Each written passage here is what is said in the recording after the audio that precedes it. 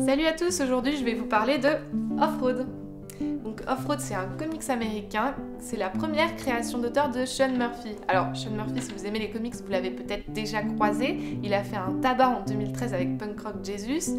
Il a aussi travaillé sur Joe l'aventure intérieure et plus récemment sur The Wake. Off-Road, il a été publié en 2005 aux USA, en 2013 en France et c'est un one-shot. Off-Road raconte une anecdote qui est arrivée à l'auteur. Alors, le héros s'appelle Trent, mais on se doute que c'est l'histoire de l'auteur. En plus, il l'explique à la fin. Trent, il étudie dans une grande ville aux Beaux-Arts et en fait, il rentre dans sa ville natale quelques jours. Et là-bas, il retrouve Greg, un de ses meilleurs potes, qui vient de se faire offrir une magnifique Jeep jaune par son père.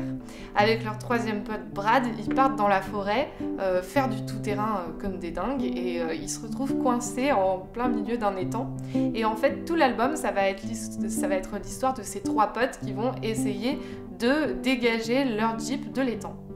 J'ai lu pas mal d'albums de Sean Murphy et honnêtement celui-ci ça a toujours été mon préféré. À l'époque, quand il entreprend sa création, c'est un vrai challenge pour lui parce que comme je l'ai expliqué, c'est sa première création d'auteur. Donc à ce moment-là, il a déjà l'idée de Punk Rock Jesus, mais il se rend bien compte que c'est un peu trop ambitieux et il choisit de raconter cette petite anecdote qui lui est arrivée quand il était plus jeune. C'est vraiment réussi, surtout côté dessin, moi je suis ultra fan. Il faut savoir que le style de dessin de Sean Murphy a beaucoup évolué avec le temps et moi j'ai toujours adoré, toujours préféré ce qu'il faisait avant. Donc le dessin est tout en noir et blanc et il n'y a pas de fioritures, c'est vraiment très très propre. Côté cadrage et mise en scène, c'est vraiment très réussi, on sent qu'il y a beaucoup réfléchi, qu'il a énormément travaillé dessus et honnêtement ça paye. En plus, il faut reconnaître que c'est vraiment un coup de génie d'arriver à être aussi drôle et aussi accrocheur sur simplement l'histoire de trois clampins coincés dans un étang.